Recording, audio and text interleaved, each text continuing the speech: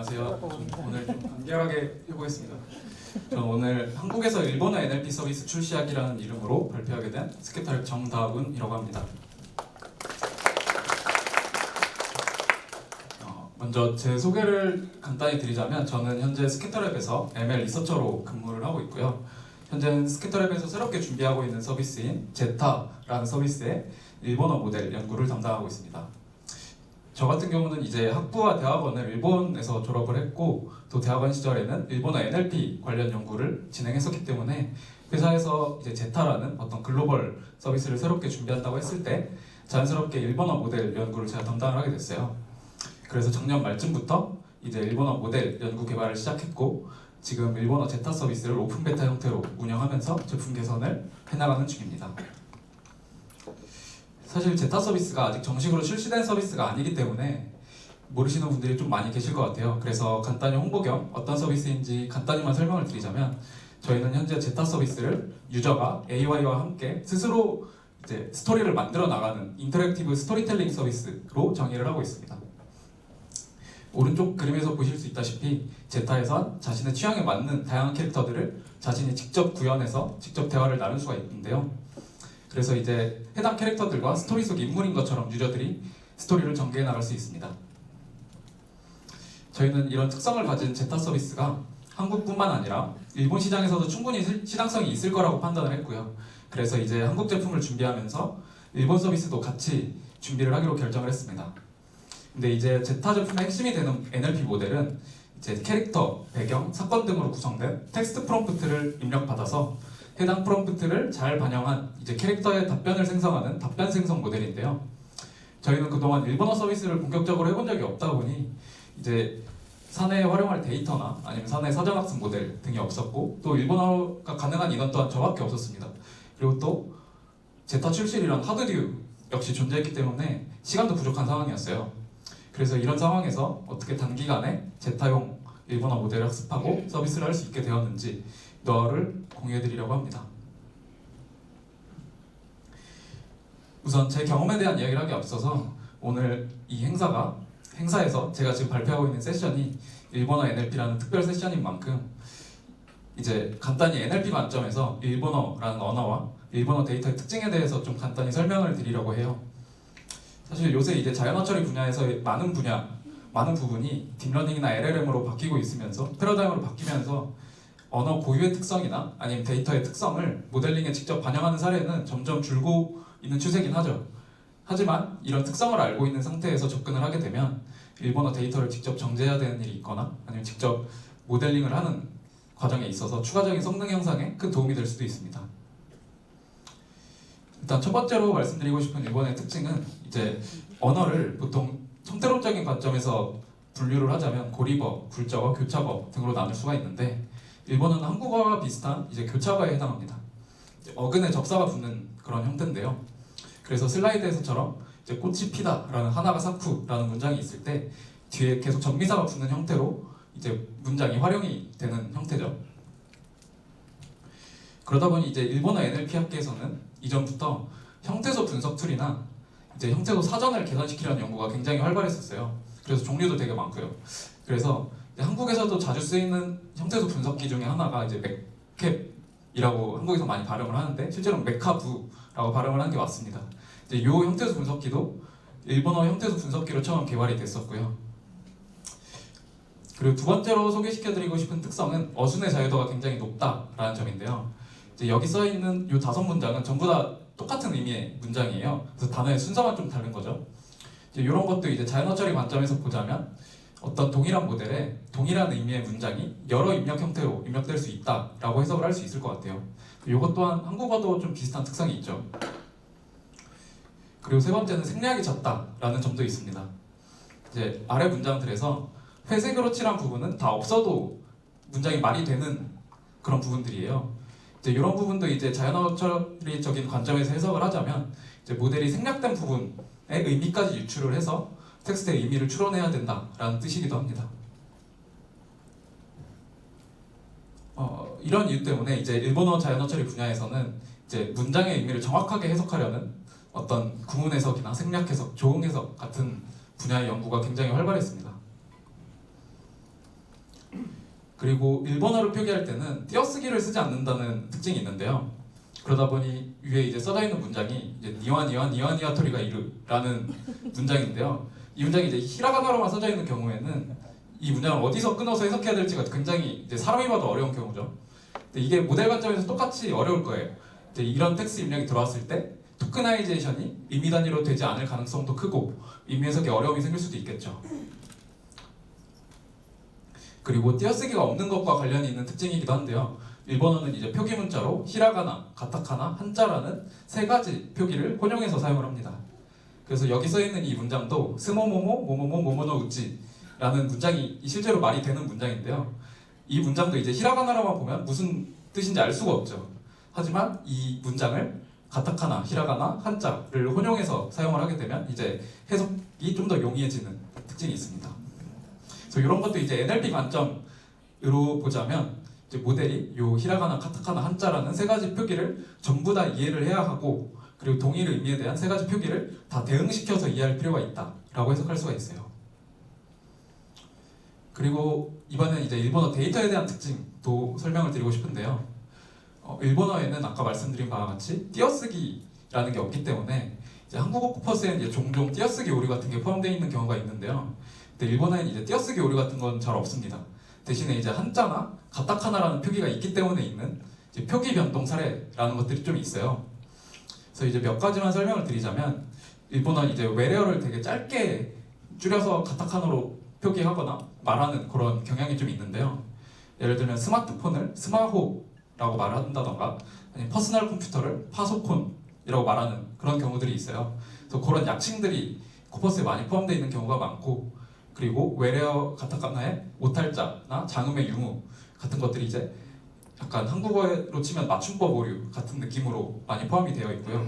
그리고 한자 때문에 있는 오쿠리가나라는 개념이나 아니면 어려운 한자 같은 경우는 이제 히라가나나 가타카나를 병용해서 쓰는 경우가 굉장히 많습니다. 이제 그런 노이즈가 포함되어 있는 경우도 있고 그리고 이체자라는 등의 표기 변동 사례도 있습니다. 그리고 두 번째는 이제 문자 코드와 관련된 내용인데요. 보통 컴퓨터로 문자를 처리할 때는 정각 문자 그리고 반각 문자라는 개념이 있습니다.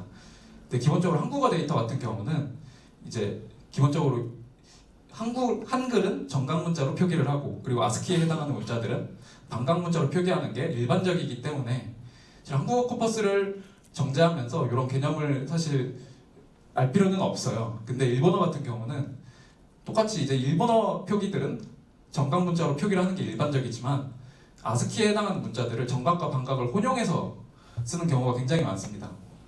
그래서 어떤 일본어 코퍼스나 텍스트에 일관된 처리를 하기 위해서는 이제 이런 정각 문자나 반각 문자를 통일하는 과정이 좀 필요한데요. 이제 이런 과정에서 이제 유니코드 정규화 과정을 많이 거칩니다. 이제 유니코드 정규화의 종류에는 뭐 NFC, NFKC, NFD, NFKD 같은 종류가 있는데요. 보통 일본어 이제 코퍼스를 정제할 때는 NFKC 정규화를 하는 게 일반적입니다. 이제 그 정규화를 거치게 되면 이제 밑에 써져 있는 것처럼 이제 전각으로 쓰여져 있는 아스키 문자들은 반각으로 처리가 되고 반각으로 써져 있는 일본어 문자들은 전각으로 처리가 되는 등의 이제 일관된 처리를 할 수가 있게 됩니다. 그리고 이런 정규화를 할 때 되게 유의해야 할 점 중에 하나는 이제 유니코드 정규화 종류 중에는 이제 일본어에 맞지 않는 정규화 처리도 있다는 건데요. 대표적인 사례가 이제 좀 추억이 된 모델인데 이제 구글의 버트 모델 사례가 있습니다. 이제 버트 모델 같은 경우는 이제 사전학습 코퍼스에 전부 다 이제 NFKD 정규화를 거쳐서 이제 사전학습이 된 모델이었어요. 근데 이제 NFKD 정규화 같은 경우는 이제 아래에 써져 있는 것처럼 일본어에 이제 탁점, 반탁점이라는 개념이 있는데 이런 것들이 잘 유실돼서 처리가 되는 문제들이 있었어요. 그래서 일본어 성능이 전반적으로 떨어지는 그런 문제가 있었는데요. 그래서 이제 이런 사전학습된 모델을 이용한다고 했을 때 이런 부분을 좀 살펴보셔야 할 필요가 있습니다. 그럼 여기서부터는 이제 LLM 시대의 일본어 NLP에 대한 얘기를 좀 더 해보려고 하는데요. 사실 일본어뿐만 아니라 이제 LLM 시대가 되면서 생긴 가장 큰 차이는 이제 어떤 언어적인 직관이나 아니면 랭귀지 스페시픽한 어떤 처리 없이도 그냥 단순히 매우 큰 트랜스포머 모델에 매우 많은 양의 텍스트 데이터를 학습하면 그것만으로도 충분히 괄목할 만한 성능을 낼 수 있다라는 점이 가장 많이 바뀐 이제 어떤 패러다임의 변화일 것 같아요. 그러면서 이제 자연스럽게 어떤 NLP 기술에 대한 허들도 낮아지고 이제 빠른 이제 제품 개발이나 연구 개발도 가속화될 수 있었다고 생각하는데요. 이제 LLM 시대에 NLP 모델을 구축하는 과정을 좀 추상화해서 보면 대충 이런 느낌으로 볼 수 있을 것 같아요. 우선 첫 번째로는 백본 모델을 선정합니다. 그리고 두 번째로는 학습에 쓸 데이터셋을 또 선정합니다. 그래서 둘을 합쳐서 학습을 하고 이 모델을 평가하고 그리고 마음에 들지 않으면 다시 앞으로 돌아와서 모델이랑 데이터셋을 다시 선정해 나가는 요 사이클을 반복해 나가는 그런 방식이 되겠죠. 이런 관점에서 일본어 LLM 생태계는 비교적 접근해보기 되게 좋은 생태계가 갖춰져 있어요.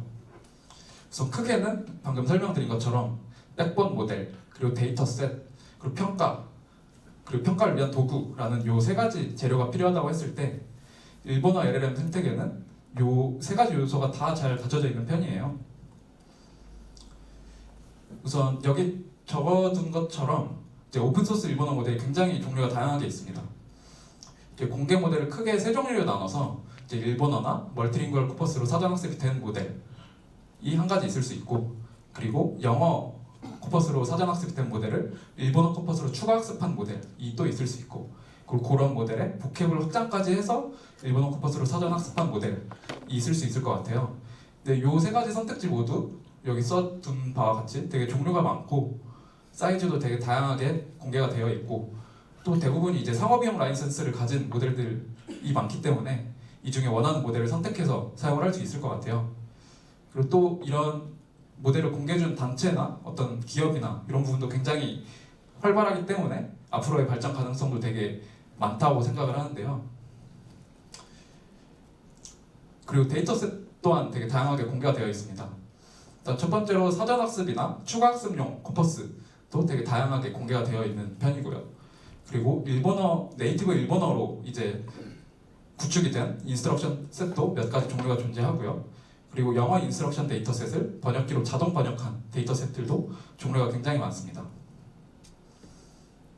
그리고 학습한 모델을 평가하는 단계에서의 생태계도 되게 비교적 잘 구축이 되어 있는 편이에요. 그래서 일본어 모델을 평가하기 위한 리더보드도 되게 다양하게 존재하고, 이걸 평가하기 위한 어떤 벤치마크, 정량 평가를 위한 벤치마크도 몇 종류 존재합니다. 그럼 이제 제가 제타 서비스를 위한 어떤 일본어 모델을 구축하면서 겪었던 시행착오나 노하우에 대해서 본격적으로 좀 알려드리려고 하는데요. 이제 앞서 말한 바와 같이 일본어 NLP 생태계는 되게 활발하고 사용할 만한 리소스도 굉장히 풍부합니다. 근데 그래서 저는 사실 이 프로젝트에 처음 이제 세팅을 하고 나서 이런 생태계를 접하고 되게 금방 할 수 있겠는데 같은 좀 아니란 생각을 했었어요. 근데 막상 초반에 몇 가지 시도를 하고 나서는 금방 이제 한계가 있다는 걸 좀 알게 됐는데요. 약간 현실은 이랬습니다. 약간 이제 아까 말씀드린 바와 같이 모델, 데이터셋, 평가라는 세 가지 컴포넌트를 각각 살펴보자면, 일단 모델 관점에서는 저희가 이제 리즈너블한 코스트로 서비스를 하기 위해서는 모델 사이즈를 일정 사이즈 이하로 제한을 할 필요가 있었는데요. 그러다 보면 이제 작은 모델을 선택할 수밖에 없게 되는데, 모델 사이즈가 작은 경우는 원하는 성능이 나오기가 쉽지가 않았어요.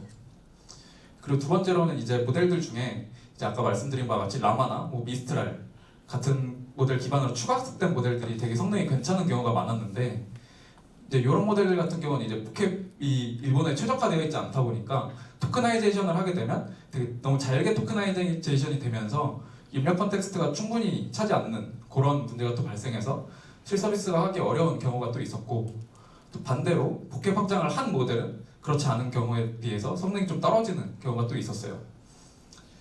그리고 또 저희가 이제 모델 서빙용 프레임워크를 사용하고 있는 게 있는데, 이 프레임워크에는 또 지원 가능한 모델 아키텍처가 어느 정도 한정이 돼 있어서 가장 최신 아키텍처 같은 경우는 당장 이제 지원을 할 수 없는 그런 경우도 있어서, 또 이 프레임워크에서 지원하는 그런 모델 아키텍처로 모델을 한정 지을 수밖에 없었습니다.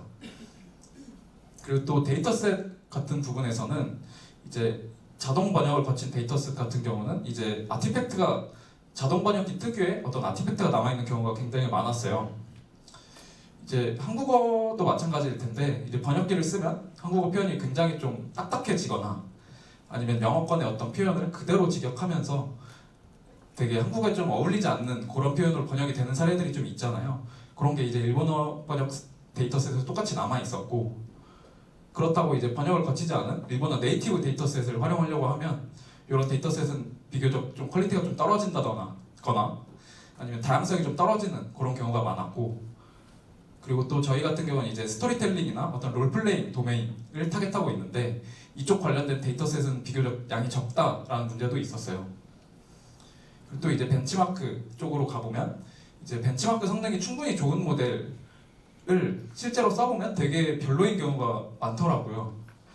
이건 이제 기본적으로 예를 들면 이제 제이글루 같은 벤치마크 데이터셋이 있다고 했을 때 그런 데이터셋은 이제 기본적으로 답변을 생성해서 평가하는 방식이 아니라 PPL이나 어떤 선호도 방식으로 그 평가를 하는 경우가 많았기 때문에 실제로 생성을 해보면 답이 되게 별로인 그런 경우가 굉장히 많았고, 그리고 또 한 가지 문제는 또 이제 서비스 도메인에 대한 평가가 부족하다라는 부분도 있었습니다. 이제 앞서 말한 문제들이 있었기 때문에 저희는 이제 백본 모델을 그대로 쓰기보다는 추가적인 처리를 거쳐서 사용하는 방식을 이용을 했어요. 이제 아까 말씀드린 바와 같이 저희 타겟 도메인인 어떤 스토리텔링이나 롤플레잉 쪽을 저희는 타겟하고 있었기 때문에 저희는 일본어 소설 코퍼스나 책 코퍼스를 이용해서 추가 학습을 일단 거쳐서 모델을 활용을 했고요.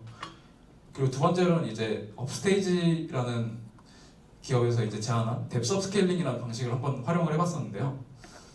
이제 뎁스 업스케일링에 대해서 간단히 설명을 드리자면 이건 이제 좀 작은 사이즈의 모델의 파라미터를 좀 적은 리소스로 키워서 이제 모델의 캐패시티를 좀 향상시키는 그런 방법론인데요. 이제 저희가 모델 백번을 이제 탐색을 하면서 되게 괜찮은 모델인데 비교적 모델 사이즈가 작은 모델을 하나 발견을 했었어요. 근데 이 모델을 이제 쓰다 보니까 저희가 원하는 타겟 도메인에 대한 성능이 괜찮게 나오긴 하는데 모델 사이즈가 작아서 생기는 듯한 그런 문제점들이 계속 발견이 됐었어요. 그래서 그 모델을 계속 활용하고자 이 모델의 캐패시티를 올리기 위해서 이런 뎁스 업스케일링이라는 방법론을 써봤고, 이 방법론을 통해서 백본 모델의 장점을 살리면서 어떤 모델의 캐패시티를 올리는 그런 효과를 얻을 수 있었습니다.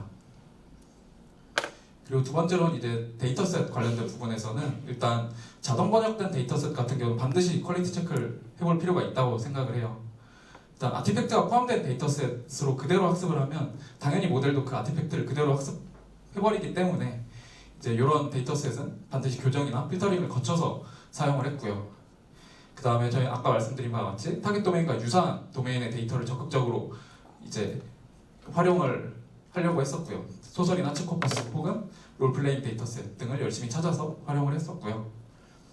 그리고 모델의 이제 성능을 저희가 서비스 수준까지 올리는데 사실 제일 중요했던 건 사실 직접 제작한 데이터셋이었어요. 근데 저희가 시간 관계상 대량의 데이터셋을 제작할 수는 없었고 이제 소량의 직접 제작한 고퀄리티 데이터셋을 활용을 했는데요. 이제 저희가 일본 팀 같은 경우는 사실 제가 대부분의 이제 실무를 담당했지만 한국 팀에서는 이제 데이터셋을 따로 담당해주는 팀이 있었어요. 그래서 한국 팀에서 직접 제작한 데이터셋을 직접 번역하고 일본 문화에 맞게 교정해서 사용했던 그 방식이 성능을 서비스 수준으로 올리는데 되게 큰 역할을 했었습니다. 그리고 이제 평가 부분에서는 이제 이건 약간 경험적인 거긴 한데 이제 리더보드를 보면 어떤 이해 태스크가 있고 생성 태스크가 있을 수 있는데 저 같은 경우는 이해 태스크의 성능이 높은 모델보단 생성 태스크의 성능을 높은 모델을 일단 우선적으로 선택을 했었어요. 그리고 사실 제일 중요한 건 오픈 리더보드나 벤치마크 성능을 무조건 맹신하지 않는 게 되게 중요한 부분인 것 같고요. 그리고 이것과 별도로 이제 서비스의 중요한 어떤 모델의 속성이 저희는 또 있었는데요. 예를 들면 캐릭터 답변의 반복 정도라던가 캐릭터 답변의 다양성, 평균 답변 길이 같은 모델의 어떤 정량적인 어떤 순위를 매길 수 있는 수치보다는 어떤 모델의 속성 같은 게 있는데 이런 걸 이제 사전에 파악할 수 있게 저희는 자체적으로 정량 평가 툴을 구축해서 이런 속성들을 사전에 파악할 수 있게 했었고요. 그리고 사실 저희가 리소스가 적긴 했지만 무엇보다도 이제 정성 평가를 하는 데는 리소스를 아끼지 않았었어요. 그래서 저희가 이제 채용한 인턴 분들이랑 같이 이런 정성 평가를 직접 진행을 했었는데요. 이제 슬라이드에 나와 있는 그림은 저희가 이제 직접 정성 평가를 할 때 썼던 툴의 UI인데요. 이제 왼쪽에는 이제 캐릭터에 대한 묘사, 이제 캐릭터 사건 배경으로 이루어진 텍스트 프롬프트가 있고요. 그 다음에 이제 평가를 하는 레이블러는 이제 해당 캐릭터와 직접 대화를 하면서 레이블링을 하는 방식입니다.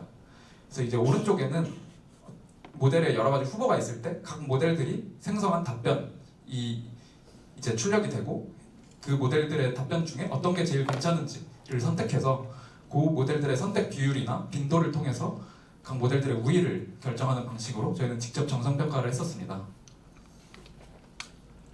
그리고 저희는 처음 서비스 출시를 고려할 때부터 처음부터 완벽한 성능의 모델을 개발해서 출시를 한다라는 걸 목표로 하기보다는 좀 더 린한 방식으로 제품을 개선해 나가기 위해 출시 후 유저 데이터를 기반으로 빠른 모델 개선을 목표로 했었습니다.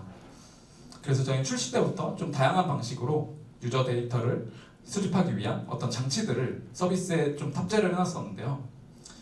이제 아래 그림에서처럼 이제 모델의 생성 답변이 마음에 들지 않는 경우에 답변을 직접 편집을 하는 기능이라던가 아니면 마음에 들지 않을 시에 답변을 재생성하는 기능, 혹은 답변이 좋거나 나빴을 때 업, 다운으로 답변을 평가하는 기능 등을 미리 서비스에 탑재해뒀고 지금 현재 오픈 베타를 진행하면서 해당 피드백들을 이용해서 답변을 개선하는 그런 방법론을 연구 중에 있습니다.